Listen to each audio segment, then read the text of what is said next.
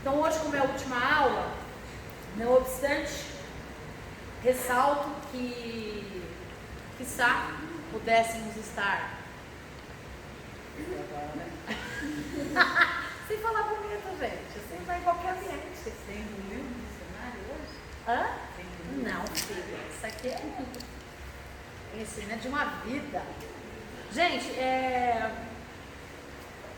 quero tentar explanar um pouco. Eu peguei alguns textos bíblicos. Hoje não dá pra gente explorar a Bíblia totalmente, não dá pra gente fazer o que gostaríamos de fazer. Isso leva tempo, é claro que a gente vai continuar estudando. A gente está dando os princípios básicos para evitar heresia, para evitar misticismo, para evitar esse monte de baboseira que essa geração dá. O meu objetivo com essas aulas é preparar vocês para o tempo do fim. É isso. Porque a Bíblia ela é inerrante e ela é infinita. Quanto mais você estudá-la, mais você vai aprender. Quanto mais você ler, mais efeito ela vai ter sobre a sua vida. Quanto mais você praticá-la, mais ela conduzirá você à vida próspera. Então, a Bíblia é para toda a vida. Não é para o curso teológico, não é para o culto de domingo, não é para o culto de quarta-feira. A Bíblia é para toda a vida. Então, o meu objetivo aqui é abrir os olhos de vocês para os princípios básicos da palavra de Deus. Pelo menos isso, né? A gente conseguir, já estamos no lucro. E instruí-los faz parte da hermenêutica, faz parte da oratória, faz parte da exegese. Meu objetivo é ensinar vocês como interpretar a Bíblia da forma correta, como aplicar a Bíblia da forma correta, como palestrar. Existe diferença em pregação expositiva, em pregação palestrante. Então a gente vai trabalhar isso ainda, tá? Eu ia até começar no Pentateuco, eu ia começar a dar umas pinceladas nisso. Mas a gente ficou tão preso em alguns temas, né, que eu não consegui. Mas a gente vai separar, a gente vai começar o ano que vem Cristologia. E dentro de Cristologia a gente vai aplicar um pouquinho da exegese, tá? E eu já vou começar a dar umas aulinhas sobre homilética. Vocês sabem o que é homilética? A arte de pregar. A arte de pregar. Só que a homilética, que é a homilia, ela tem que ter a hermenêutica. Senão você vai ser só palestrante. E aí não vai adiantar de nada. Tem gente que fala bem, mas não ministra nada. Tem gente que ministra bem, mas não prega nada. Então são coisas diferentes, né? Então a gente vai tentar trabalhar um pouco nisso, mas o foco é Bíblia, Cristologia, tá? Então hoje, como a última aula sobre o Pentateuco, reafirmo, ratifico. É muito raso o que a gente está estudando aqui. É muito básico. Existe muita coisa para se falar. Não deu tempo de falar as pedras do fundo do Jordão.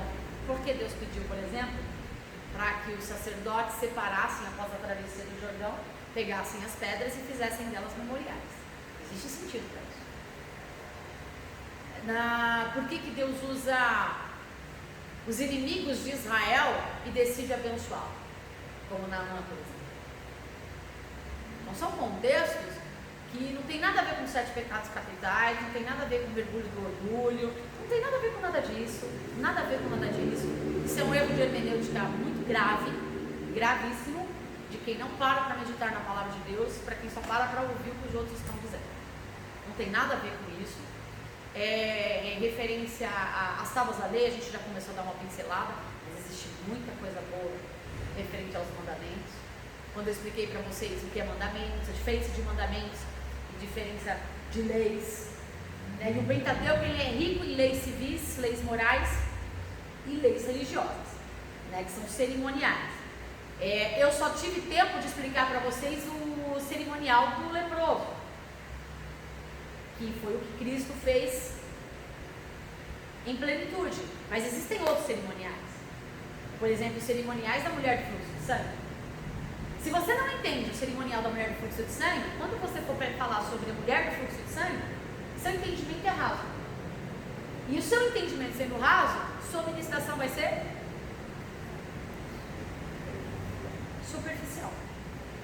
Você vai ficar baseado só numa coisa superficial, mas existem muitas coisas boas. O pessoal não gosta de ler Números, não gosta de ler Levítico. Mas tanto Números quanto Levítico são uma dessas.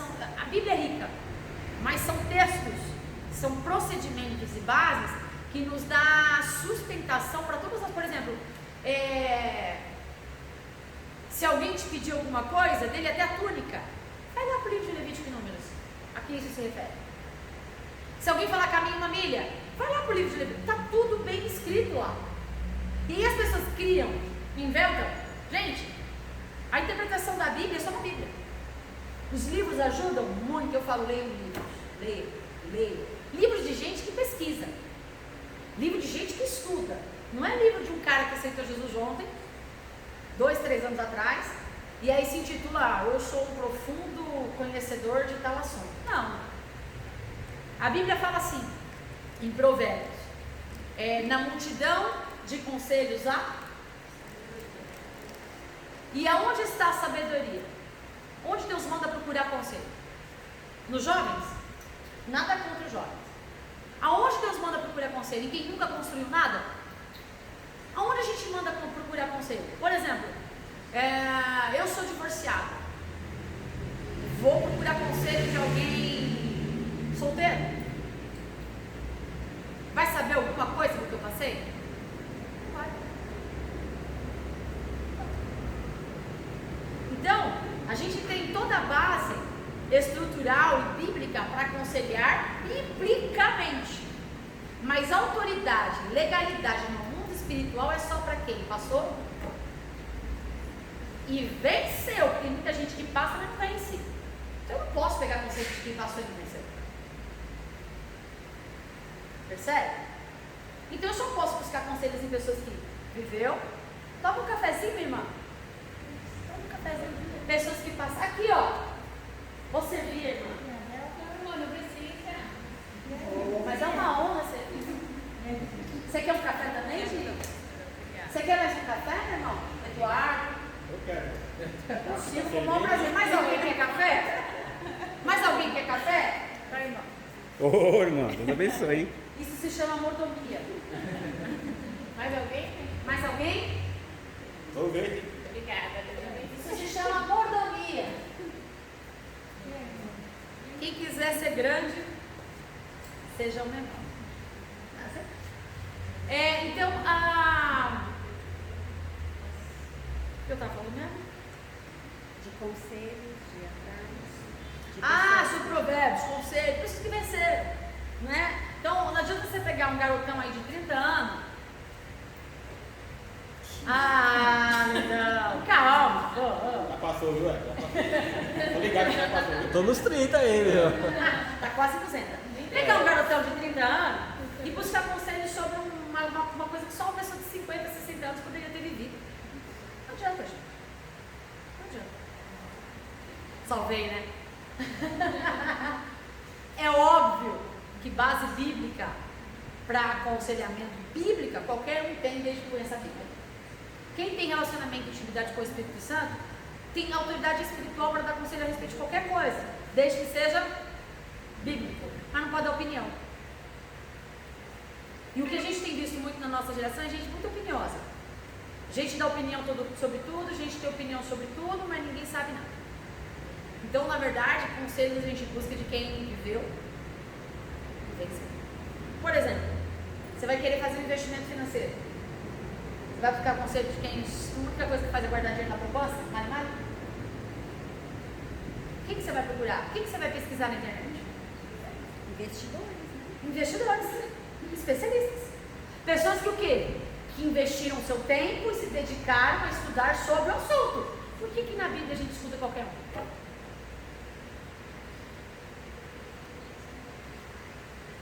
Porque quando se trata das coisas de Deus, a gente para para ouvir aquilo que massageia o nosso ego e não para se preocupar naquilo que está escrito de verdade.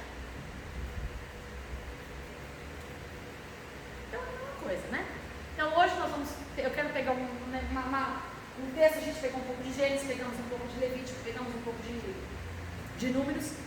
Hoje eu quero falar para vocês sobre uma coisinha que eu acho muito importante, que muita gente, pelo menos eu nunca ouvi ninguém falar sobre isso. Na minha vida cristã de 47 anos, eu nunca vi ninguém falar sobre isso.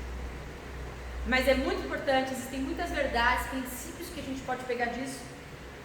Quando eu falar de Jesus, eu falo da Trindade, Deus Pai, Deus Filho e Deus Espírito Santo, que estava presente no Velho Testamento, tá?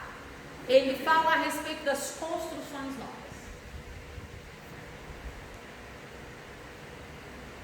Vocês sabem o que eu estou falando, não? Tem dois sentidos, traduza. Não, só tem um sentido. Não, construções novas. Velho Testamento. O que o Velho Testamento fala sobre construções novas? Os ensinamentos, como tem que construir, tem que ter para-corpo. Parapeito. Para-corpo. Não é a mesma coisa, tá? Por favor, são linguagens diferentes. Na Bíblia está escrito parapeito. A gente conhece como guarda-corpo, né? Se não tiver polêmica na minha aula, não é aula, né, mano?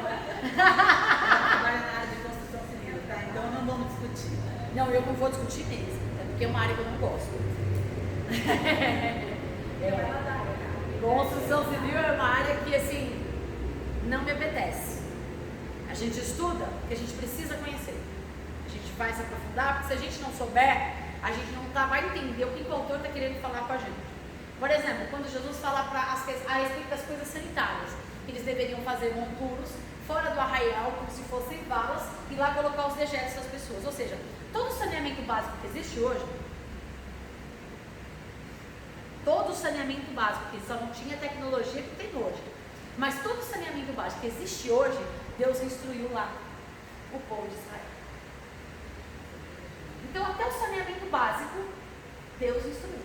Como cozinhar, a questão de higienização para cozinhar, vocês acham que hoje é tudo não tem nada novo.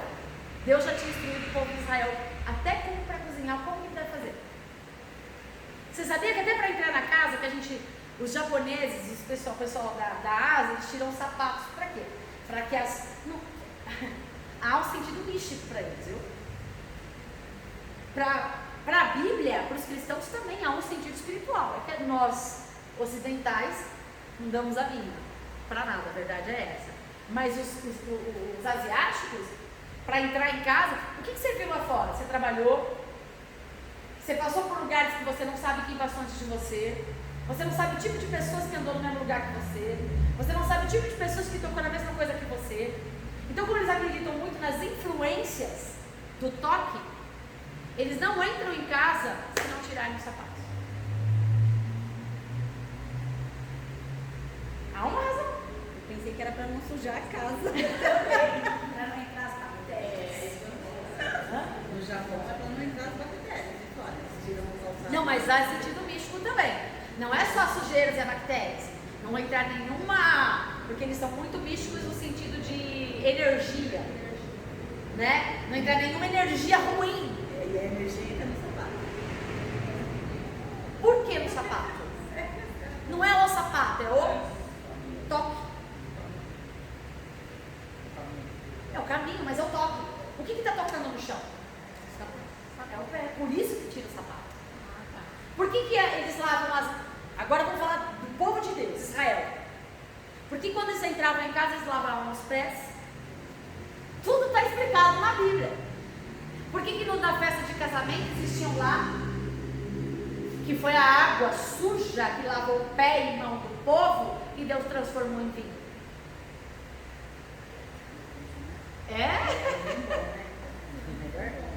Isso foi o melhor? Agora imagina se as pessoas soubessem que aquele vinho que eles estavam bebendo tinha origem na sujeira do pé do povo e da mão do povo. Vitamina S. Por quê? Não é místico, mas é espiritual. Por que Deus dá instruções? Vocês vão lá, vocês vão ir por todo mundo, pregar o evangelho, vocês vão abençoar a vida das pessoas, vão entrar na casa delas, se elas te receberem bem. Agora, se te tratarem mal, o que você tem que fazer? Por que você tem que bater? Para não levar o corpo. Não é místico, é espiritual. percebe. Não? A gente traduz. A gente traduz. Se até a questão de você colocar a mão na cabeça de alguém, eu não posso colocar, por causa, lembra? E quando eles dizem, olha só, os princípios, a falta de conhecimento das pessoas. Hoje qualquer um põe a mão em qualquer um. Eu não ponho em vocês mandar. Não importa, e não deixo pôr a mão na minha cabeça. Eu cheguei a desconhecer, senão eu não deixo. E quando alguém pecava, eles iam lá, levavam o animal pelo pecado da iniquidade. Quando ele ia sacrificar o animal, o que o cara que levou o sacrifício fazia? Colocava a mão na cabeça. Era transferência. Meu pecado vai passar para o animal e ele vai ser morto. Porque o salário do pecado é a morte. Aí, para que eu possa ter vida. Passar o pecado para você. Entendeu? Isso não é místico, mas é espiritual. Veja só, o que contamina o homem é o que entra ou é o que sai? É o que sai. Quando o bactéria fica contaminado. O que contamina o homem? O que entra ou o que sai? E o que sai? Para sair é porque já entrou primeiro. Mas o que contamina não é o que entra, é o que sai. O que está querendo dizer com isso? O que contamina é o que eu já me permiti ser influenciado. O que contamina é o que eu já permiti ser convencido. Você já se alimentou daquilo. Mas, por exemplo, ele diz assim, olha as instruções bíblicas. Ande com 2 saquetes, 2 saquinhos e um furado. Porque na vida você vai ouvir de tudo, meu irmão. Mas eu acho que é isso. Energia. Obrigada, pastor. 2 saquéis, um furado e outro. Mas ele manda. É representativo. Ele fala assim, vocês estão como Construindo suas casas apaineladas. como se vocês tivessem um saquéis furados. Não fala que está mandando. É uma analogia. Eu vou explicar. O que são esses 2 saquetéis e um furado? O que te fizer bem e o que te fizer mal, você vai deixar de ouvir? Você não é surdo. Eu sempre falo esse povo na igreja, gente, não viu. Tem o que é bom, né? Exato, retém o que é bom. Tem o que é bom. É por isso da importância do discernimento do Espírito Santo, gente. Se vocês querem buscar algum dom, o que eu aconselho vocês a buscar? Discernimento do Espírito Santo. Porque só ele vai te ajudar porque os dardos inflamados do maligno, ele vem como? São setas, são palavras. Lembra daquela coisa de flecha? Quanto mais longe você jogar a flecha, mais longe você vai chegar. Quando o salmista faz referência a respeito dos filhos, que vossos filhos são como flechas. Quanto mais longe você lançar, quanto mais você puxar o arco dos seus filhos, grava aí, já é uma lição para você. Quanto mais você puxar o arco dos seus filhos, o que acontece no arco e flecha? Quanto menos você puxar o arco, a flecha vai menos longe, ela não alcança Menos matando. velocidade, ela vai atingir. Não só velocidade, ela não vai ter alcance. Se você puxa o arco, ela não só vai mais longe, como ela vai direcionada, porque ela não vai perder o efeito dela, ela vai como se fosse com efeito. Então, quando o salmista estava dizendo que vossos filhos têm que ser como flechas na aljava de um guerreiro, na verdade, ele está dizendo, você tem que puxar regra, pôr limite nos seus filhos, educar os seus filhos. Você tem que colocar limites nele. Quanto mais você puxar, quanto mais você pôr limite, quanto mais você disciplinar os seus filhos, mais longe o teu filho vai chegar. Quanto mais liberdade você der para os seus filhos, menos distância o teu filho vai alcançar. Ele faz referência a isso aos filhos, mas isso é em relação ao pai e a nós como filhos. Quanto mais Deus puxa a nossa regra, quanto mais Deus nos disciplina, quanto mais Deus nos corrige, quanto mais Deus nos apoia ao molde dele, mais longe a gente chega. Quanto mais livre nós ficamos, menos distância vamos percorrer. Por isso que o pai corrige o filho que ama. Então são todas instruções que estão no Pentateuco, que muita gente despreza. Tem gente que acha que o Pentateuco são histórias, mas não são histórias. São sim histórias verídicas que aconteceram, com bases e princípios que nós devemos aprender. Ah, mas é velha aliança. Não se esqueça, a velha aliança é a sombra do novo. Ah, mas eu não estou aqui para viver debaixo da lei. Ninguém está mandando você viver debaixo da lei, porque Deus falou que agora é graça. A graça é muito pior do que a lei. Porque enquanto a lei dizia,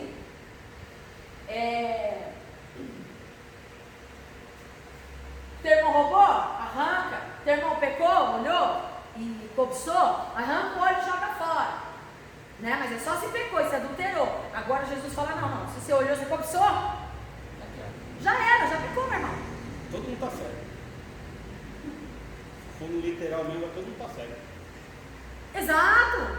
Mas é isso mesmo. É isso mesmo.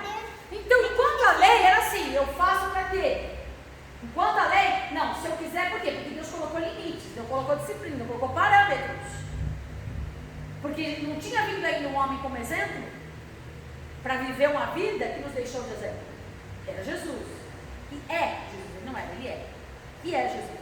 Então ele falou, não, essa é a lei, segue a lei. Nós somos o quê? A gente consegue seguir nem a lei escrita.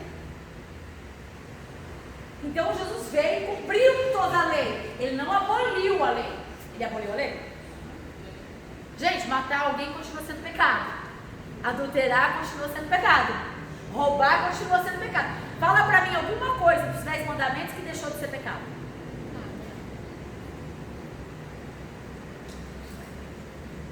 Percebe como uma pessoa que fala assim, isso é Velho Testamento, é ignorante? Ignorante de conhecimento. Quando alguém fala pra mim, mas isso aí é no Velho Testamento, Novo Testamento aí. O que mudou do Velho Testamento pro Novo? A diferença é que no Velho Testamento, você pegou o que Deus fazia, abria a terra e te engolia. Isso assim hoje, fosse assim, né? Só a natureza fosse um pouco mais tolerante. Fosse assim, hoje não tinha mais tanto isso. Rebeliou? Ficou com rebeliãozinha porque achou que Deus não tinha que ter escolhido Arão e escolheu Moisés? Bota leva em todo mundo. Quer ver o que mudou? Vou te dizer o que mudou. Tocou na arca, cara bom, cheio de boa intenção, homem de Deus. Foi lá e foi cortado ao meio. Mas o que mudou da lei do velho para o novo? Não é para tocar, mas é para tocar. Sabe qual que é a diferença? A graça. Você merece ser morto. Deus ficou mais Mas eu tolerante. vou te dar mais uma chance. Deus ficou mais tolerante com o tempo, gente. É isso, é graça, é favor imerecido. Não merece, ele me dá. É isso. Agora a misericórdia sempre existiu. Mas também quando a ira dele vir, sai de baixo. A ira dele virá. O cartão de crédito algum mês deixou de bater a conta da fatura na tua casa?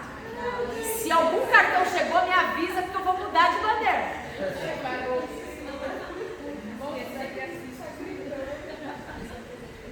Se você deixar de pagar R$1 no mês, você pagou mínimo. Só deixou de pagar R$1. Você sabe quanto que vem no outro mês? Agora limitou para 8% ao máximo, mas era 12% de juros. Em um mês, R$1. Faz as contas aí, matemática. Às vezes até acontece. Eu vi uma cobrança no mês, mas no outro mês tem mais. E é no mês anterior e é no mês atual. Isso se chama longanimidade. Para quem não sabe o que é longanimidade, agora não está sabendo. O que é ser longânimo? Tardio em irar-se. Não quer dizer que ele não vai se irar. Aliás, eu acho que ele já está irado pra gente, mano. Eu acho que já. Eu comentei com a pastora Sandra algumas pessoas essa semana. Gente, um toque para vocês, porque essa é a minha missão. Minha missão é essa: preparar o máximo de pessoas que eu puder. Prepare-se. Prepare-se. Agora, eu não estou falando de quem vai ser salvo, não só disso, e nem estou falando de quem tem chamado e de quem não tem. Eu vou falar uma coisa para vocês e prestem bem atenção, e no futuro eu estando aqui ou não estando aqui, estando com o Senhor ou não. Não, eu vou estar com o Senhor ou aqui. Ou estando com o Senhor ou aqui e ainda é isso. Não há possibilidade, não há. Eu estando já com o Senhor ou ainda na terra, uma coisa eu digo para vocês vão falar bem que a pastora Lívia falou. Vocês gravem isso no coração de vocês.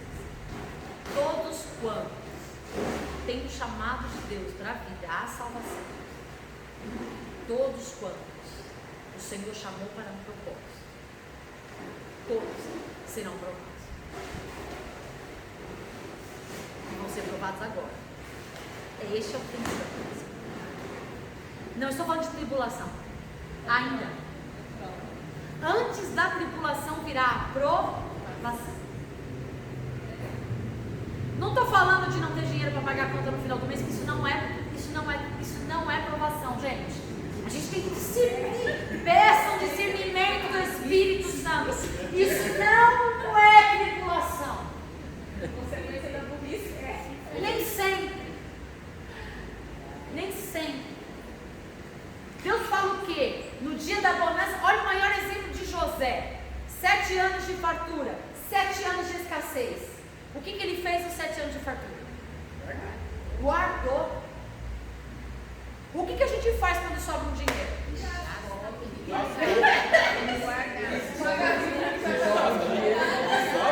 Até hoje a gente vai Não é que milagre, né?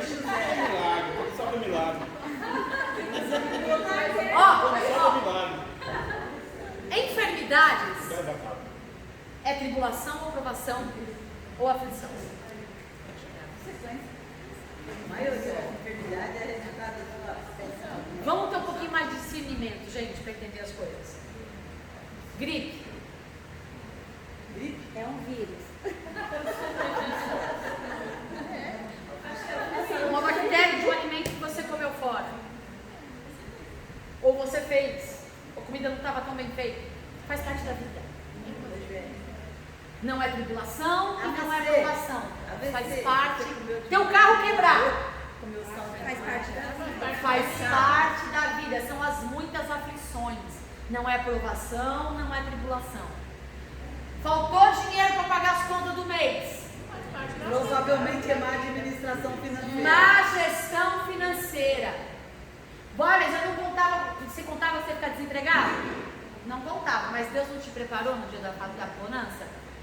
Você foi um mau gestor. Não quer dizer que você não vai ter um probleminha. Quer dizer que você vai passar um aperto. Mas aí eu te digo, isso é tribulação ou isso é provação?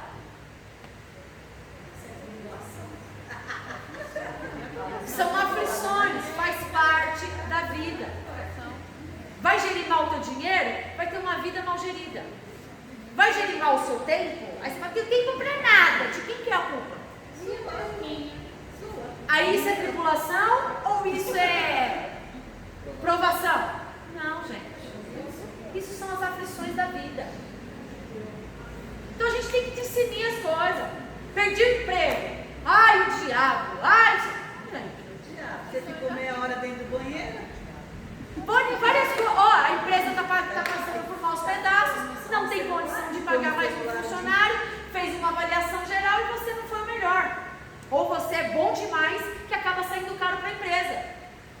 A empresa não dispensa só quem é ruim, a empresa dispensa quem é bom, mas não tem condição de pagar. Ou então você mesmo foi inconsequente, imprudente, mau funcionário. Tem tudo isso. Aí é o quê? Aí é uma consequência das suas atitudes, consequências de má gestão. Ou a aflição faz parte da vida. Tomei uma friagem, não contava que ia virar o tempo. Fiquei doente. É o diabo? Não. São as aflições da vida. Vamos lá, o que é tribulação? É o que a Bíblia fala. Agora eu vou falar o que é ser provado. Porque a gente acha que o que a gente passa as aflições da vida são provações. Aí eu fico preocupada. O dia que chegar o período da tribulação, esses crentes frouxos não vão aguentar.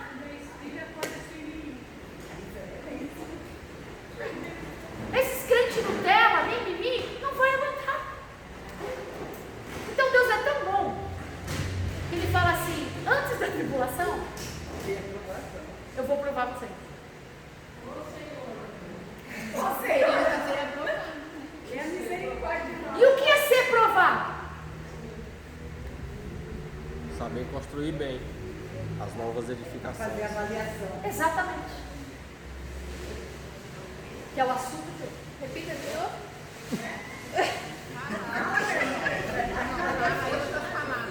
Já que você Foi, meu acertou, irmão? já que você cheguei a essa acertou, alusão, mas vai repetir. Já foi. Já gravou? Saber construir bem as novas edificações. É porque eu puxei pro assunto de novo, né? A senhora falou aí, eu devia ter ficado calado. Mas é esse o assunto. O assunto é esse. As As edificações. novas edificações. Mas você acha que Deus está falando das edificações físicas? Então, foi por isso que eu falei que tinha.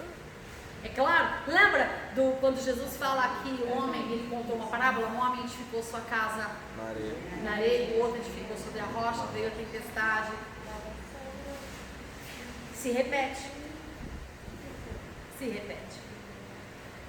Para que a gente saiba, e quando eu venho falando que Deus vai nos provar, quando Deus nos prova? Quando a nossa fé é colocada,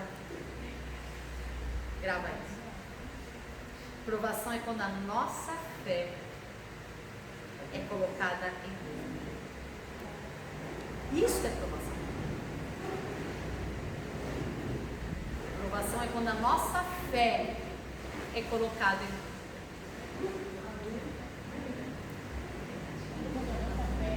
Isso é provação. Você vai ser apertado de tal maneira que a sua fé, você vai chegar ao ponto de questionar a sua fé. Isso é provação. E escutem o que eu estou falando. Nós estamos no tempo da provação. Grave. Estou falando com conhecimento de causa. A nossa fé vai ser. Não porque Deus não sabe qual é a nossa fé, Ele sabe quem somos. Mas que nós nos conheçamos a ponto de corrigir o que tem que ser corrigido hoje, para que no dia da tribulação a gente não se perca. Então essa aprovação que nós vamos passar não é nada de, ao contrário, é Deus nos preparando para a tribulação. Porque quem não passar pela aprovação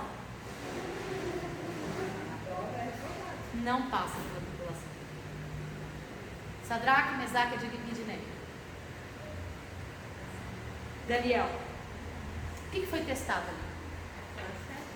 a fidelidade deles. A fé.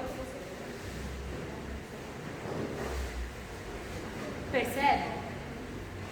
Isso é provação. Tem gente que chamou para você provar, mano, sabe que provação.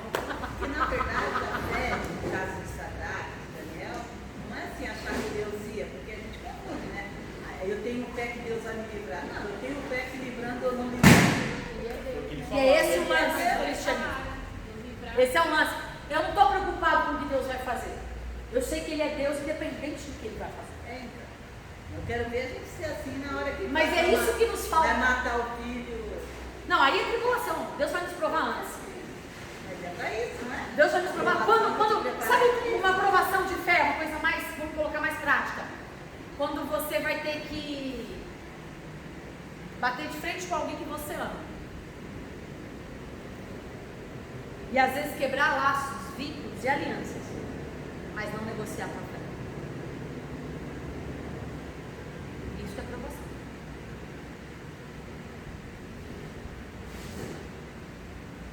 Porque o que a gente faz hoje? O que a gente faz hoje? A gente negocia para manter a paz. A Bíblia manda manter a paz com todos. Sim. Mas em momento algum ele mandou você negociar a verdade. Inegociável. Mas o que nós fazemos com facilidade? Não, eu não vou pegar pesado porque o irmão vai ficar bravo comigo. Então eu falei para Deus, então eu não vou ensinar mais. Porque a Bíblia ela é o que ela é. Eu não posso florear o que a Bíblia é. Senão eu estou fazendo mal feito que eu deveria fazer, e quando eu chegar diante de Deus, falar, Senhor, mas eu não quis que as pessoas ficassem chateadas comigo. Eu te conheço, minha amiga. Colega, quem é você? Não te conheço. Então eu prefiro me dispor com você, mas ser conhecida dele, do que fazer muitos amigos. Quer ver? Me dá algum exemplo na Bíblia, no Novo e Velho Testamento, que as pessoas tinham muitos amigos. Os homens chamados por Deus eram cheios de amigos. Eu quero um exemplo, só você me der um. Não existe. Davi, quando foi chamado, todo mundo virou as costas para ele. Mas Deus levantou 300. O próprio apóstolo Paulo, ele morreu. E ele Sozinho. falou, né, sozinho, né? Jesus chamou 12 e nem os 12 ficou com ele. Jesus, hein?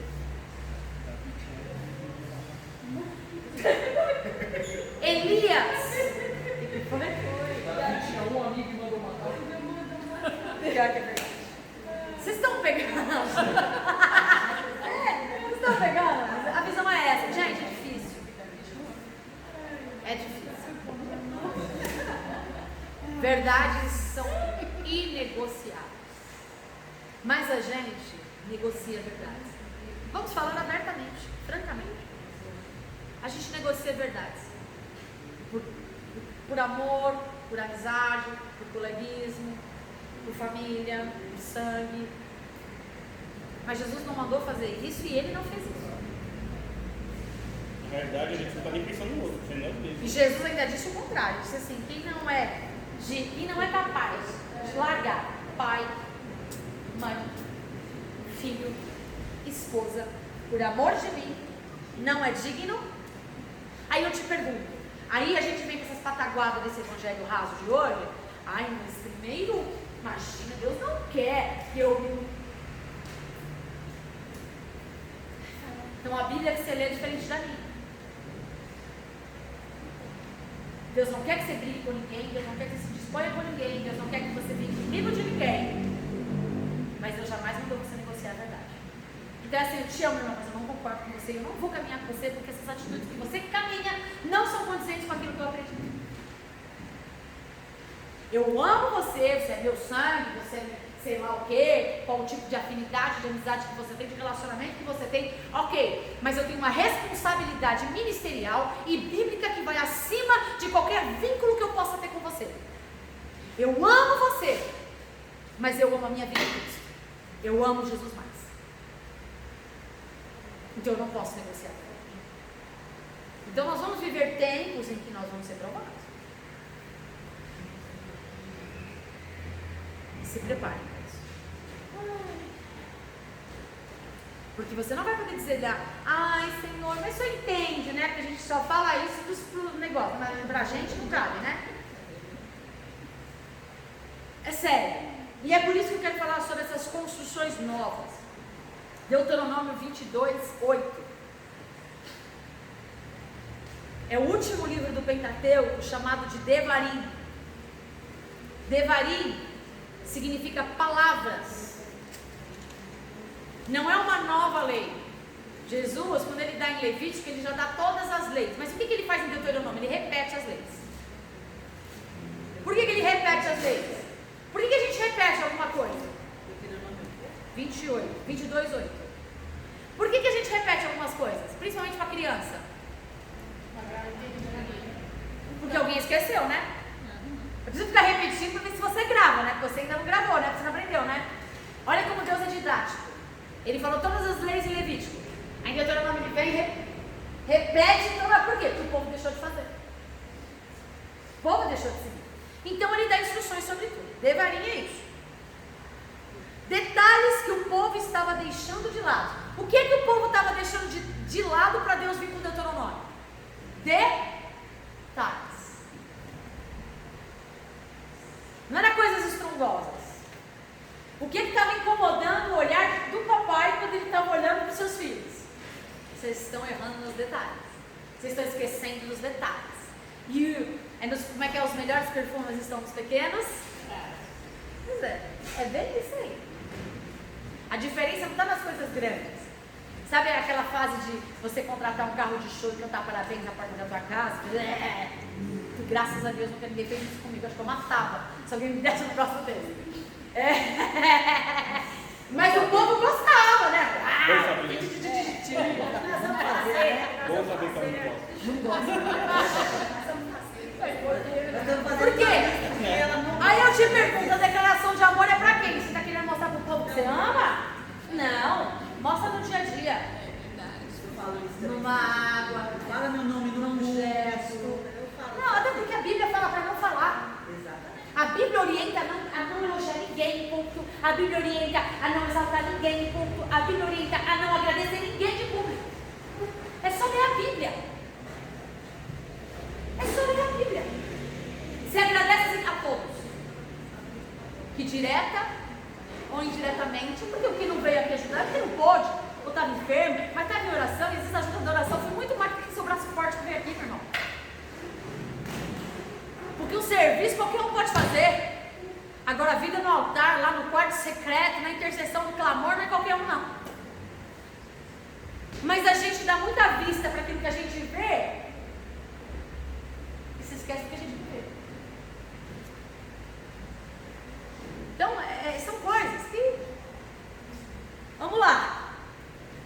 Rever conceitos, procedimentos, valores e noções que fomos perdendo no decorrer do tempo. Isso é Velho Testamento? Não. Isso é tão atual que Jesus faz uma parábola. Na verdade, são 3 em 1. Lembra da palavra do filho pródigo?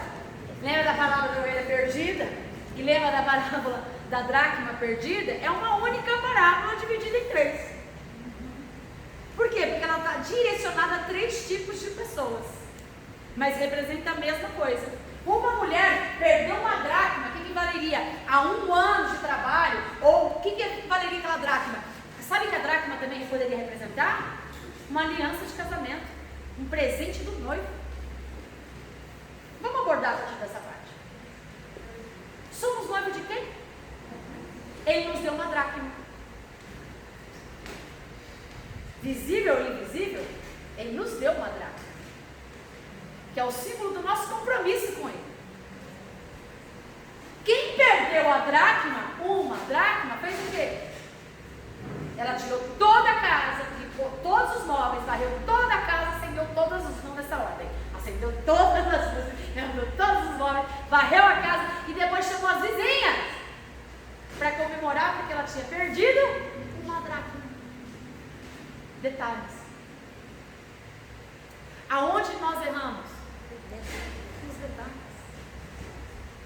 Mas ela chamou todas as vizinhas para comemorar, você não chamou a gente. Não chamei, eu achei minha aliança do sábado e não chamei ninguém para comemorar. Não tô podendo não, meu irmão. Tô podendo. O máximo que eu tô podendo é dar um café para todo mundo. O que quer dizer aqui? Desculpa, gente. Estou aprendendo. O que quer dizer que o diabo mora nos detalhes? Como é que é? O diabo mora nos detalhes. A expressão. O diabo mora nos detalhes. Olha, é uma expressão bem verdadeira, porque na verdade os detalhes que nós esquecemos são os alimentos que alimentam o inimigo na nossa vida. É bem isso. Como se fossem as brechas, né? As pequenas brechas. Uma ruptura na sua casa, vai passando os anos, a chuva, o vento, ano, chuva, vento, uma brechinha vai ficando o quê? Daqui a pouco a casa cai. Nossa vida espiritual é assim. Então vamos tratar dessa casa, lembrando que a Bíblia foi escrita por quem? Vários autores, mas. Vários escritores, mas só um autor. A Bíblia foi escrita por quem? Só quero saber o autor. Deus. Por Deus. Deus é um ser espiritual. Como eu devo interpretar a Bíblia? Espiritualmente. Como que eu consigo interpretar a Bíblia espiritualmente? Entendendo ela literalmente. Como que eu entendo ela literalmente? Cultura, conceito, costume, tempo, época e religião. Eu não posso, por exemplo, um erro assim, bem básico.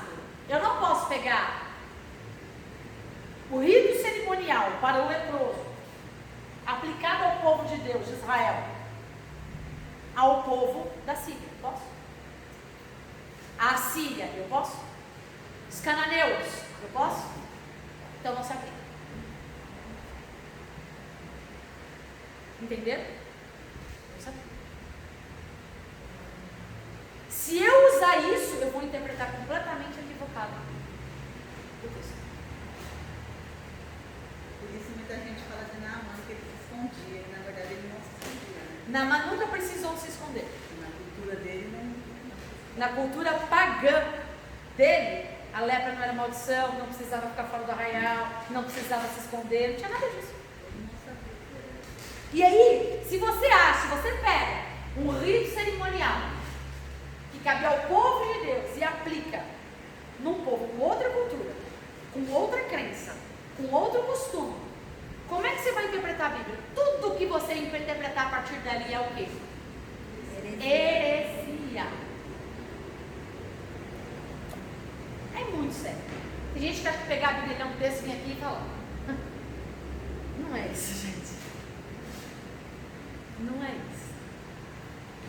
Vamos lá.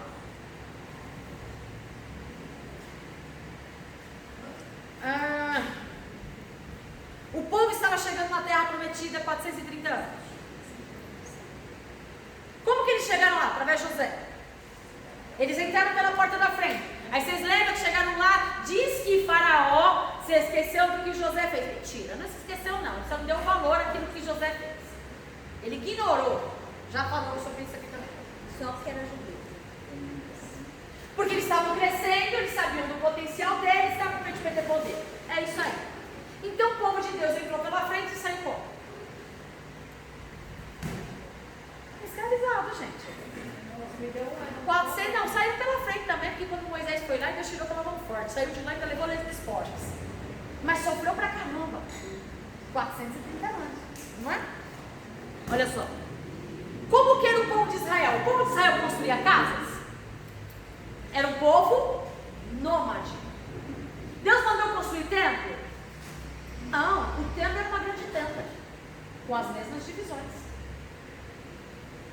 E aí tinha lá os coatitas, os gersonitas, o outro, nunca lembro o nome dessa outra, eram os 3 filhos, nunca lembro o nome dele, eram os levitas. Cada um das tribos de Levi, eram 3, a tribo de Levi era dividida em 3. Cada um dos 3 tinha uma função. Uns cuidavam dos utensílios, os outros desmontavam e armavam, desmontavam e armavam. O outro cuidava dos itens, ficava lenha, cuidava das lamparinas. Cada um tinha uma função. Certo? Então o que acontece? Eles desmontavam, arraiavam. Quando a nuvem caminhava, o que eles faziam? Desmontavam, vamos andar. A nuvem parava, monta acampamento. Era assim que eles eram nômades. Como que é a nossa vida cristã hoje? Por que ele disse que nós somos peregrinos nessa terra? Por que ele disse para a gente não ficar estabelecendo estacas neste mundo? Não se apegar a nada aqui. Olha a promessa que Deus fez para Israel. Vou tirar vocês do Egito e for para a terra que mana leite. Deus vai nos tirar daqui, vai nos mandar para a terra que mana leite. Canaã, que é a Nova Jerusalém. Então, por que a gente se apega a tantas coisas desse mundo se aqui não é nosso lugar, aqui na nossa terra, aqui na nossa vida? Não quer dizer que não vamos prosperar aqui, que Deus fez esse povo prosperar onde? Na escravidão. Aonde Deus fez esse povo prosperar? Lá na Babilônia. Prosperidade não tem nada a ver com o subjugo. Agora a questão é, por que prosperava? Porque a bênção vinha de quem? De Deus. Quer dizer que os ímpios e os pagãos não prosperavam? Claro que prosperavam. É um outro absurdo que a gente escuta. É um outro absurdo. Deus abençoa quem quer, do jeito que quer, da hora que quer, a benção é dele. Camarada estudou, camarada se esforçou, teve oportunidade, soube agarrar a oportunidade, trabalha, se dedica. A gente sabe que tem muita gente ruim também. A gente sabe que tem muito bandido, mercenário. A gente sabe que tem muita gente folgada, que ganha dinheiro também. Gente, a conta chega. O que Deus fala? Não olha para o ímpio. Não olha para a prosperidade do ímpio. Se ele Deus mandou não olhar para a prosperidade do ímpio, ele está querendo dizer que o ímpio prospera. Aí a gente fala, não. E faz comparação. Você está com algum problema? Ah, meu irmão, você esqueceu de ofertar, meu irmão, você esqueceu de dizimar, para com isso. Você acha que merece alguma coisa? Dízimo não dá bênção, nem tira a bênção da sua vida. Oferta não dá bênção e nem tira a bênção da sua vida. Diz na expressão de amor e gratidão. Você só mostra o quanto você ama a Deus e o quanto você é grato para Deus. Só. Eu venho de uma época e dizer, esse dizimou, não, você não dizimou, então a doença veio na tua casa. Ele acabou de falar que as aflições, que doença faz parte das aflições da vida. Tem nada a ver se eu dizimo ou se eu não dizimo. A única coisa que vai dizer se você dizima ou não dizima é o quanto você ama a Deus. Ponto. Você subir num ponto e falar, eu amo a Deus, mas você não oferta, você não dizima, mentira, você não ama a Deus coisa nenhuma. Ponto. É isso. É simples assim. Agora, se Deus quiser continuar te abençoando, Ele vai te abençoar. Não é o que você paga, não é o que você não paga para ser abençoado. Então, que isso fique claro para vocês. Claro para vocês. Vamos lá. Construções novas. Um povo nômade. O que Deus fala? Vocês vão prosperar. Isaías 1,17. Se me ouvirdes e me obedecerdes, comereis. 1,19. Comereis. O que Deus está falando para você?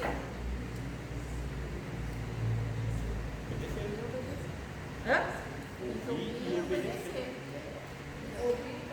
Se você for honesto, se você for íntegro, se você for esforçado, você não vai nem precisar trabalhar muito, porque o pouco que você trabalhar, Deus vai te honrar. É isso que a Bíblia diz. Você quer saber por que Deus faz multiplicar muito na vida de pessoas generosas? Quanto mais você dá, mais Deus te dá. Quanto mais você é para você continuar dando. Se você reter, não é para mim, sabe o que vai acontecer com o papai? Você é muito egoísta, meu amigo. Eu vou usar outro. Porque Deus não abençoa você para você. A gente fala, Deus abençoou para eu curtir. Não, Ele abençoou você para abençoar outros. E quanto mais você abençoa outros, mais você é abençoado. É lei bíblica, não é minha lei, é bíblica. Percebe? Então vamos lá. Esse é o segredo que os judeus descobriram. Por isso que é difícil você ver um judeu. Né? É difícil. Porque eles seguem a lei. Vamos lá. Tudo isso faz parte da aula de hoje. Eu estou falando de devarim, tá? A bênção não só fosse dada ao céu. Grava isso, gente, grava isso, por favor, grava isso. Eu tenho muita coisa para falar, com pouco tempo, já é a última aula, mas eu vou deixar bastante texto para vocês estudarem. Grava isso.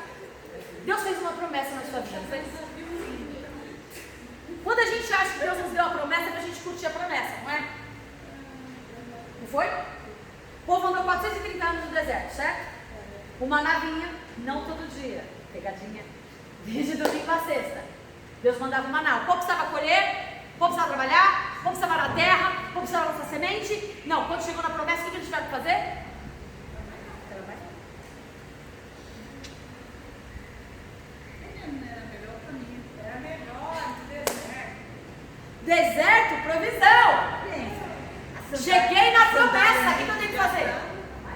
Trabalhar para conquistar a Trabalhar. promessa. A bênção já veio do céu, você já recebeu a semente. O que você vai fazer com a semente que você ganhou? Semeie. É você que vai fazer o negócio dar fruto? É você que vai fazer a sementeira crescer? É Ele? Mas veja só, se você não plantar a semente, vai crescer alguma coisa?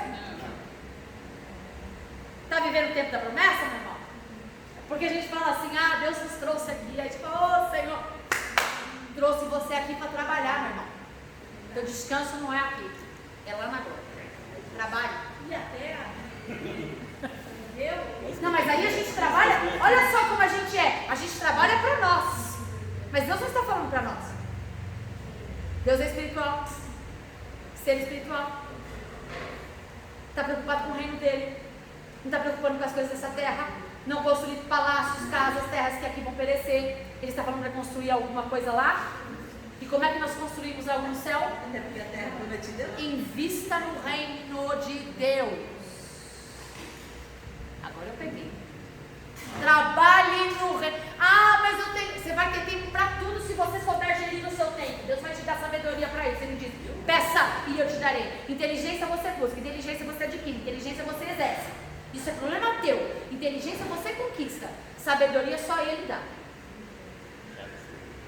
Pede e eu te darei sabedoria. Senhor, eu não estou sabendo administrar meu tempo. Então para, sossega. Não Não faz mais plano. Senta e ouve o papai, que o papai vai gerir o seu tempo. É assim que funciona.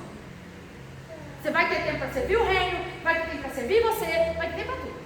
O problema é que a gente quer gerir o nosso tempo. Sem pedir sabedoria. Sem pedir sabedoria para gerir o tempo. Então vamos lá, fala, pastor, desculpa. Não, Lígia, eu ia falar assim que assim, no deserto eles tinham de mão beijada mesmo. Mas quando eles atravessaram o Jordão, e aí Deus falou assim, agora vocês vão conquistar. Dividiu, né, as tribos e cada um ia conquistando, tinha que lutar, tirar os povos. 7 pontos. Você chegou exatamente onde eu queria chegar. Chegou na promessa, porque eles estavam ali, aquelas terras, Canaã era muito grande. A terra prometida não era só aquele território. A terra prometida englobava várias terras. E estava habitada por várias pessoas, por vários povos. E Deus falou assim, agora chegou a hora do quê? Eu te dei a terra. A gente acha que Deus usa as coisas? Vou curtir! Ô Clara! Não, meu irmão. Deus te deu para tu trabalhar. E aí não só para isso, para fazer o que você nunca fez na vida. Aquele povo tinha que ter lutado alguma vez? Eles tiveram que matar os egípcios para sair do Egito? Deus mandou até praga. O povo não precisa fazer nada. Saiu com o despojo cantando e não saiu reclamando. Agora chega na terra diante dos inimigos e falou: 7 inimigos vocês vão destruir. 7, mas existiam vários outros. Mas Deus só mandou matar quantos? Acabar com quantos? Pode ler lá, eu estou resumindo aqui. 7. Tem nada a ver com numerologia, tem nada a ver com misticismo. Por que Deus deixou os outros inimigos? Deus conhece a humanidade. Aflição. Hã?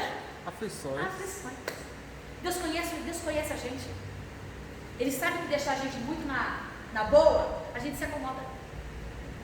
Isso não sou eu e você, todo mundo. Uns mais, outros menos. Você pode ver que quantas pessoas é mais cômoda, mais acomodada, passa mais perrengue. E eu não estou falando de chamado. Também, quando você tem um chamado, meu irmão, você vai passar uns perrengues bravos aí. Você vai ser testado e provado pelo fogo. Tem jeito. Um atrás do outro. Um atrás Tá do bom, outro. um já se prepara para o outro. Ah, meu irmão, a gente está falando sobre eu fui não. É isso mesmo. Eu não peço para Deus nem descanso, mas eu peço uma folga. Eu nem falo mais sobre isso. Eu falo, pai, Nem só falo mais sobre esse assunto. uma folguinha. Se rolar, rolou. Se não rolar, me dá graça. Vamos embora. Eu tô aqui para isso. Eu tô aqui para quê? Eu não tô aqui a passeio. Eu tô aqui para curtir. Eu já entendi isso. Eu já tive essa maturidade para entender. Tem gente que ainda não. Tem gente que está aqui a passeio. Tem gente que acha que é escolhido, vai viver o chamado de Deus na hora certa, que vai curtir e tal. E não, tem gente que ainda não cresceu. E talvez não cresça para viver a promessa. Que não é porque Deus deu a promessa que ela vai se cumprir. Existem promessas que são condicionais. Ponto. A maioria das promessas são condicionais. Então tem gente que fica lá esperando uma varinha de condão, uma fada madrinha descer e... meu irmão, eu já atingi a maturidade para entender que é o seguinte: você quer viver a promessa? Você entrou na terra, tudo bem. Mas antes de você desfrutar ela, você vai ter que matar os inimigos que estão aí. Você vai ter que pegar a espada que você nunca pegou e começar a lutar. Você vai ter que pegar uma enxada sem nunca ter mexido na terra e vai ter que começar a trabalhar na terra. Não tem essa. Você sabe que ela não percebe, porque também tem uma administração, acho que é o rei Asa. Deus havia dado uma ordem, acho que para matar todo o povo. Não me lembro agora o nome dele. E aí, ele fez aliança. Aí o que Deus falou? Que sempre ia haver guerra entre esses dois povos, que é a guerra onde está tendo de Hamas. Então, é para a vida toda, é a Bíblia, vem carregando assim, para a vida toda vai haver. Tiveram 10 anos de... E é uma mentira, porque não é por território, as brigadeiras lá. Não É religião. Não é território. É crença. É uma briga espiritual. É Bíblia, é Bíblia. maldição de Deus. Deus deu ordem, falou, é dessa É forma. para sempre. Para sempre é O para sempre de Deus é para sempre. Pra sempre. Mas vamos lá, gente. Vamos, porque eu preciso dar entrada nesse assunto aqui. O que está escrito lá em Deuteronômio 22:8? Quando edificares uma casa nova, farás um parapeito no airado para que não ponhas culpa de sangue na tua casa, se alguém de algum modo cair dela. É isso aí. Vamos entender isso aí. Parapeito, como é que é o nome, pastora Sandra? Guarda-corpo. Vamos explicar como que eram as casas naquela época. As casas naquela época eram de pedras, não era bonitinha, de madeira, de barro batido, tá? E como que eles faziam? As casas, elas tinham em média 3,5 metros, não tinham mais do que isso. As casas boas, com 3,5 metros. As portas não eram essas portas de madeira que a gente tem hoje, né? Janelas tinham no máximo de 2 a 3 janelas cada casa, tá? Isso eu estou falando desse outro momento. Chegou na terra, agora que você está na terra, tu vai trabalhar. Vai construir? É a primeira vez que eles vão construir, porque até então as casas eram tem. Então agora Deus vai fazer eles prosperar no lugar em que Deus trouxe você para o lugar da promessa. Ele vai fazer você prosperar no lugar da promessa, mas você vai ter que trabalhar. Não é trabalhar do jeito que você quer, não é trabalhar onde você quer, nem o tempo que você quer. É trabalhar do jeito que Ele está mandando. Porque se você quiser me ouvir, você vai comer o melhor dessa terra. Princípio básico. Então, como que eles faziam? Aonde eram as reuniões familiares? No parapeito, no teto. Como que eles faziam?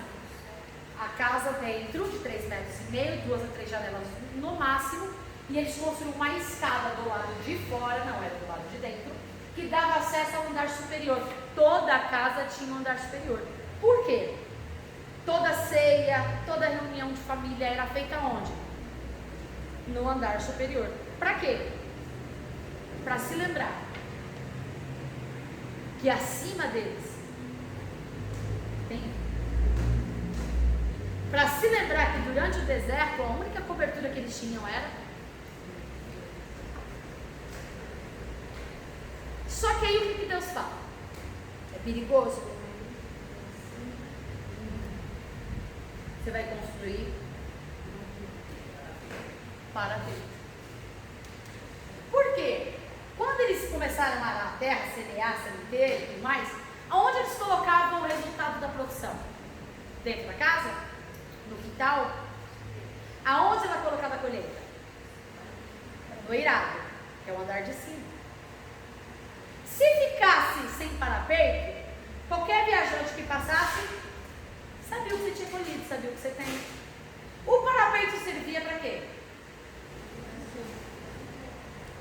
Proteger.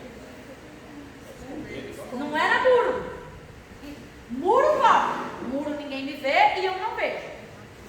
Parapeito, guarda-corpo. Aqui. É aqui. Ah, a pastora Santa está dizendo que é aqui. Na Bíblia, Guarda-peito. Guarda-corpo, é para você não cai, mas na Bíblia não chegava mais ou menos até a cintura, tá? Da medida deles. Para quê? Porque o objetivo não era proteger de nada por causa tudo aberto. Ao mesmo tempo que estava visível, estava escondido. Por exemplo, se eu estivesse passando na rua de volta, que é alto, estivesse lá no parapeito, eu ia ver. O que ele estivesse fazendo lá dentro da casa dele no parapeito estaria visível para mim. Mas quer dizer que a colheita dele, a produção dele estaria visível para mim? Não. Mas a atitude dele estaria visível para mim.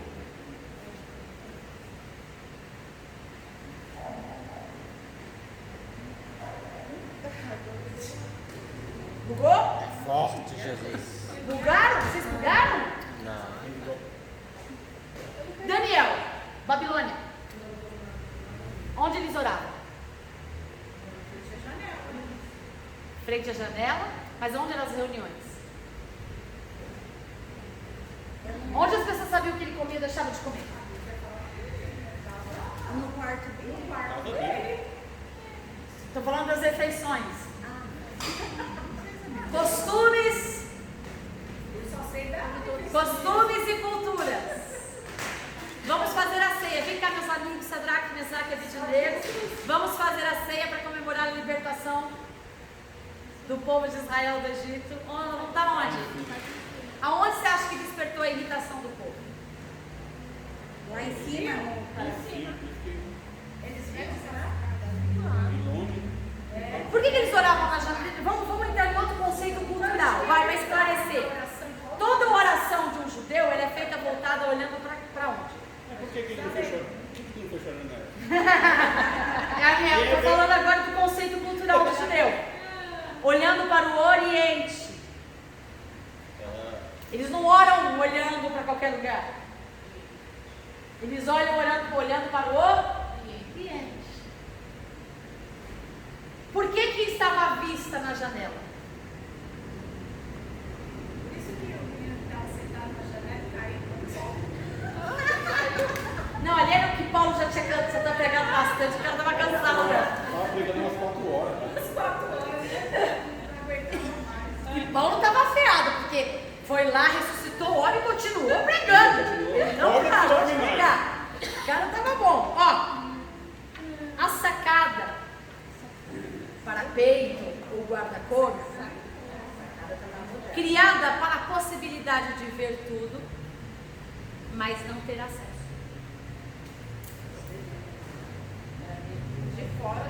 Deus mandou colocar vidro na sacada? Deus mandou construir muro na sacada? Ele mandou construir o quê? Vou espiritualizar agora, já que ninguém entendeu, vamos traduzir. A minha vida é o quê? A minha vida é o quê? É uma casa? A minha vida não é morada do Espírito Santo? Sim. Eu tenho que ficar mostrando o que eu tenho, o que eu não tenho, o que eu sou, o que eu deixo de ser? Porque a minha colheita, as minhas virtudes, o meu produto, a minha produção, fica onde? À vista das pessoas. Calma. Fica onde? Calma, senão eu vou perder o fio da meada. Fica onde? Escondido. Ai, fui comer no restaurante japonês, eu estou dando exemplos banais. Nada contra, vou bater uma foto. Olha, estou deslumbrada, olha, comprei um carro novo. Ah, olha aqui onde Deus está me colocando. Quem me viu passar na prova e não me ajudou. É bem assim.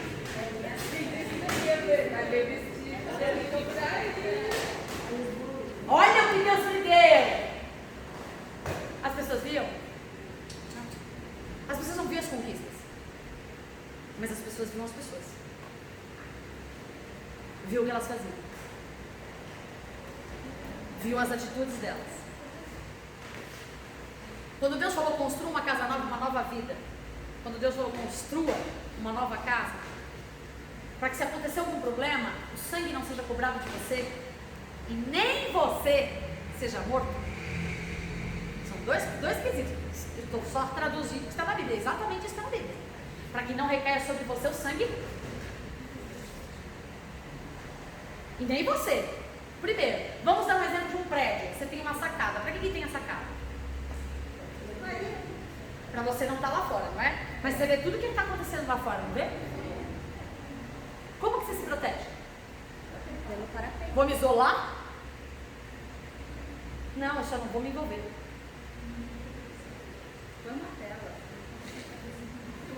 Eu tenho que ver tudo.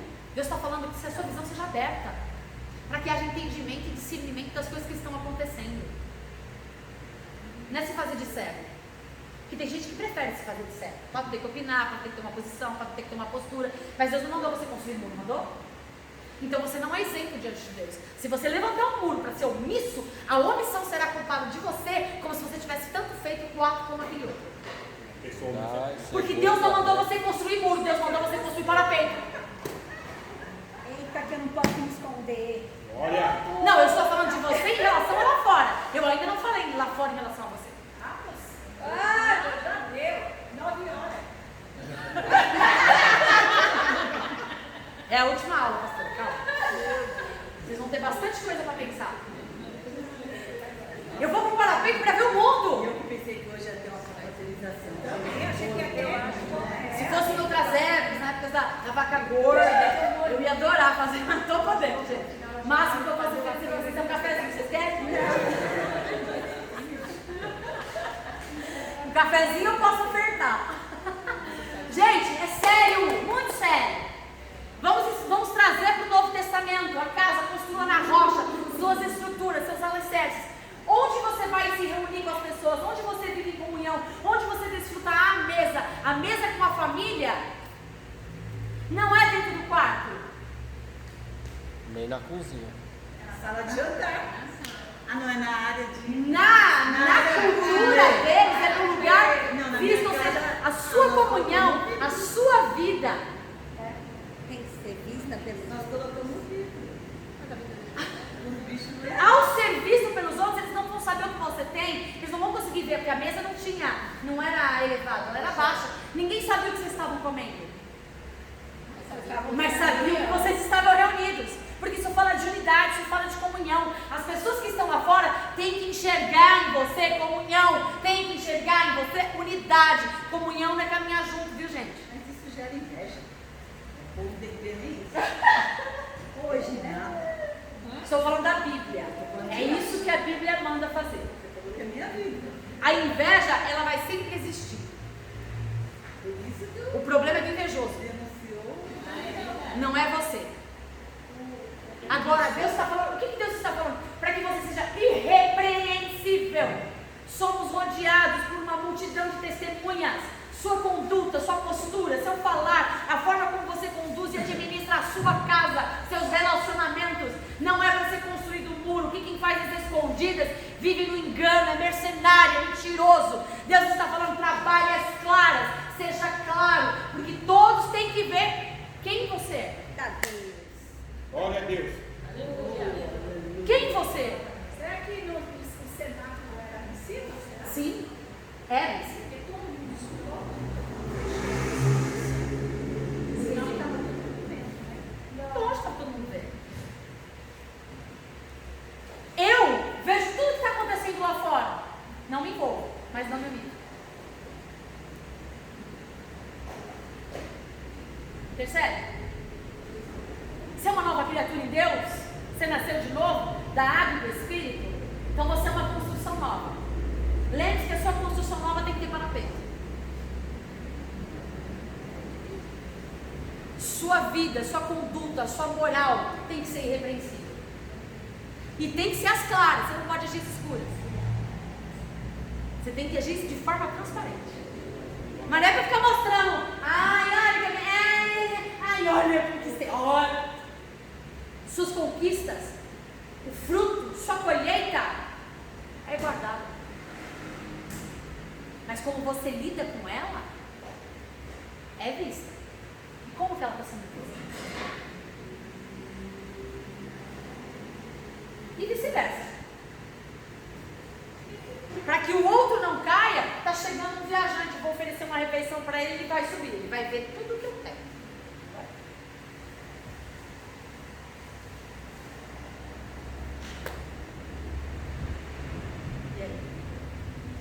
E aí tá difícil, né? A gente não é crente não. Chamou A gente não é crente não. Vai fazer uma casa pra gente? Você gosta de Você fez uma cara que eu até fiquei, agora deu. Ele vai ver todas as suas conquistas ali. Você sabe quem você está colocando na tua casa? Ele é viajante. Eu vou ter que falar. Por que a mulher lá, como que é o nome dela? Eu esqueci, não tinha nome, né? Construiu um quartinho com o profeta? Elias ou Eliseu? Eu sempre confundo. Eliseu. Porque ela observou a conduta.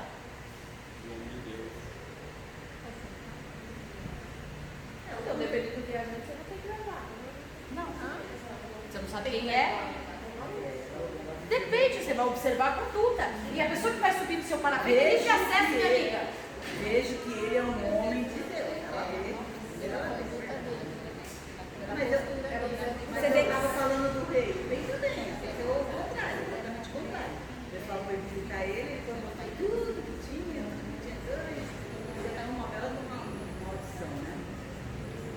Deus mandou construir muro? Mandou construir parapeito. O muro não é nem para se esconder e nem para que você faça vista grossa diante das coisas. Que é, gente, a verdade é essa. Deus só está repetindo a lei. Acontece que quando você tiver uma vida desse jeito, o diabo vai se levantar. Invejosos, maledicência, fofoca, calúnia, mentira, engano.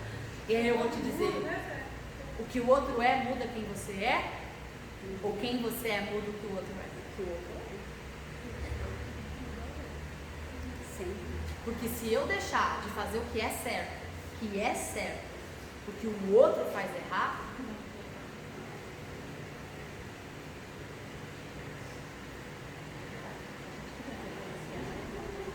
verdades não se negociam.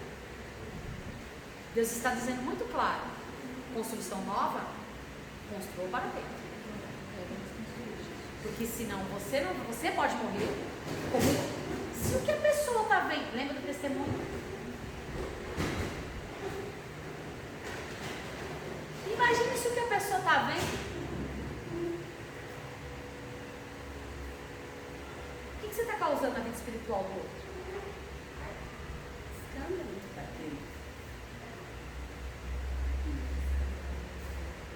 Não tem saída. A gente já é mal falado. Que seja mal falado, Não, sem assim, a base. gente já é mal falado. Aí uma pessoa vê a conduta de um crente errada aí. A gente é mal falado pelas condutas Então, mal dos falsos crentes. Você enxerga o que está do lado de fora e os de fora enxergam o que está do lado de dentro. Jesus não deu início à igreja para criar irmãos. Hoje muitas igrejas criaram irmãos.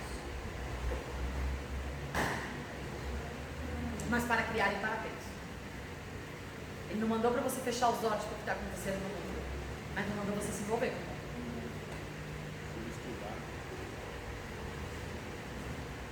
Mas e julgar segundo a reta justiça de Deus? Oi?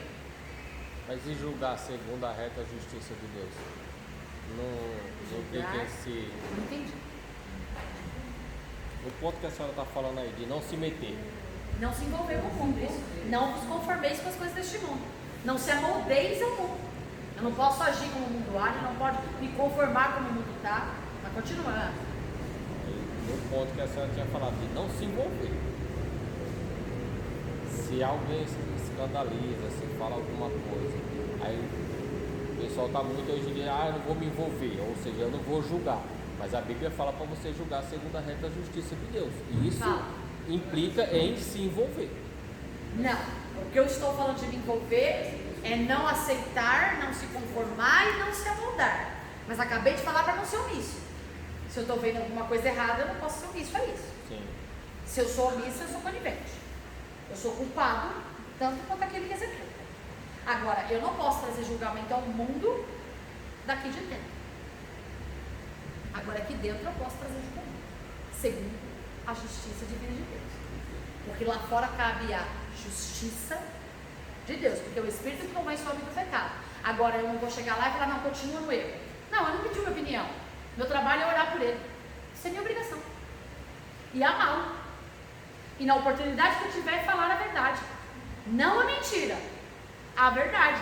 Se ele já chegar para cá, então você vai ser tratado, você vai ser cuidado, não vai subir, você vai sentar, você vai ser alimentado, vai ser vestido, você vai ser adornado. Primeiro, preparado, para depois se envolver com qualquer coisa aqui dentro. Por quê? Porque aqui, igreja, não é muro, é parapeito. É lugar onde tem todo mundo.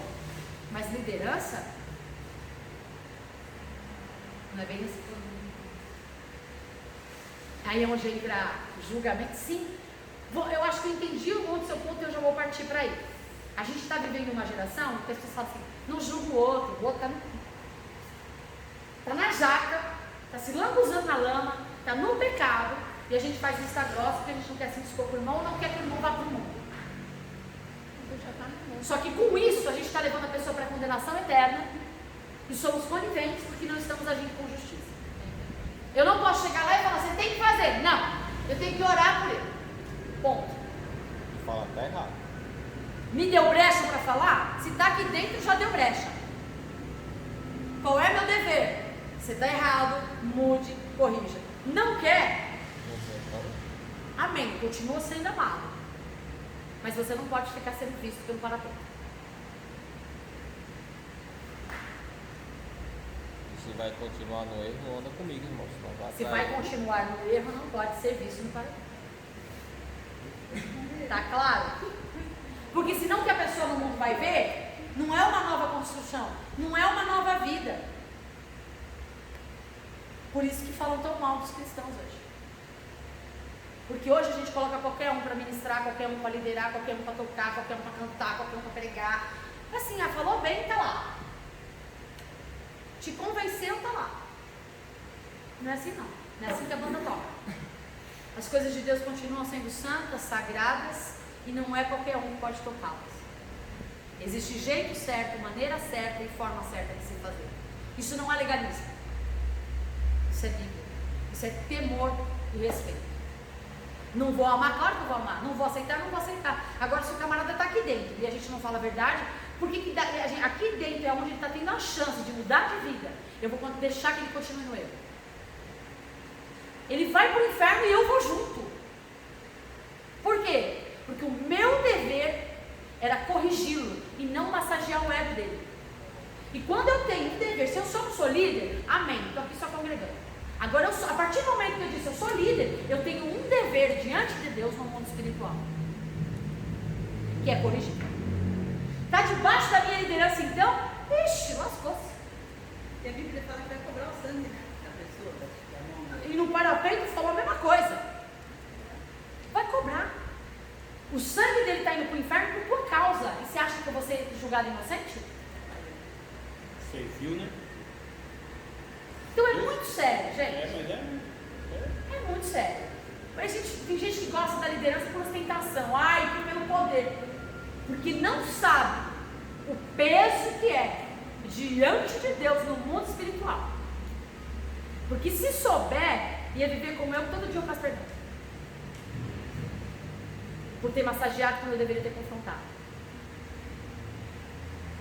Peço mesmo. Com medo de perder, vem cá, não, melhor dentro da igreja, não tenho, graças a Deus eu já atingi a maturidade. Se é para ficar aqui dentro de qualquer jeito, eu prefiro vá para o mundo. Vai, como diz a pastora Sônia, vai beijar a boca do capeta. Você tá sujo. Vai comer bolotas, desejar comer bolotas do porco. Porque quem sabe lá, você se lembre do pai da casa. Isso é minha opinião, cada um tem isso. Mas é tipo, Paulo também coloca, bem parecido, né, em Corinto? Sim. Vaza, quem sabe lá ele se toca aqui. A parábola do filho pródigo se trata disso. Se é para ficar aqui na casa do pai de qualquer jeito, eu sei que as pessoas, nossa, como você é dominante, isso é Bíblia, gente. Eu só sou o que a Bíblia diz. Tento viver. E ela está dizendo o seguinte: se é para ser crente meia boca, não seja. Vai continuar.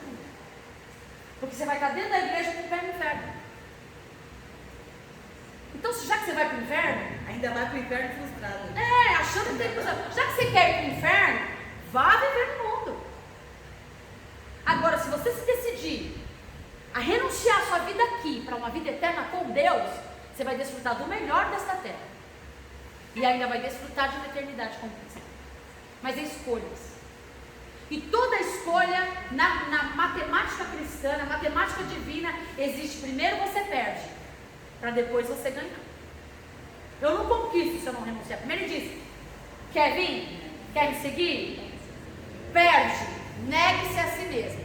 Só isso? Não, trabalhe, pega a tua cruz, assuma um compromisso, seja maduro, seja responsável, põe uma aliança, e aí sim me segue. Não quer vir? O rico, tanta coisa, vai, não perca seu tempo. Sabe por que está acontecendo? Está perdendo tempo e ainda está sendo instrumento do diabo para desviar as pessoas que estão dentro da igreja. Porque é mau testemunho, é mau exemplo. E aí, quando você vai corrigir um, vão jogar na tua cara porque é isso que o diabo faz. Ué, você corrige esse para não corrigir aquele, por quê? Você perde autoridade no mundo espiritual por causa da sua missão. Então, já que é para ser ruim, vamos ser com todo mundo. Mesmo peso e mesma medida. Não tem filhos privilegiados. Só tem filhos. A regra que cabe um, cabe a outro. Deus não tem netos. Grava isso. Deus não tem netos. Deus tem filhos. Então não existe ninguém privilegiado. E para encerrar nossa aula, eu fiz uma provinha. Vocês vão me trazer na primeira aula. Gente, ela está desde o começo falando que ia começar a aprovação. Provação. Deixa eu ver aqui. No caso. casal, porque eu não sei se eu vou ter pra todo mundo. Gente, é só de assuntos que nós tratamos aqui. Passa pra moça lá do lado, de trás. Rê, não vai dar pra todo mundo, você pega pro teu marido. Ó, pro vocês dois aí, ó. Se quiser levar a minha, pode levar. Não, pra vocês aí. Vocês dois, tá? Pode, gente. Pode fazer com consulta, pode fazer em conjunto. Com certeza. Consulta vai ser. São assuntos que a gente. É porque, já disse pra você, pra ter certificado, tem que ter as provinhas. Ainda falta entregar outra ainda. Eu já não adianta. Você vai ficar chateado. A pastora Sônia vai preparar uma mega de uma. Aquela que cuida das festas da igreja. Uma mega de uma formatura. E tu não vai usar o canudo, porque você só não entregou um trabalhinho tão simples. Entrega tudo errado, não tem problema, entrega. Não, quem ainda não entregou. Eu entreguei depois, né, que eu saiba. Já que foi o primeiro que eu entendi. Obrigada pela paciência, pela presença de vocês. Beijão com vocês no coração, tá? Até a próxima.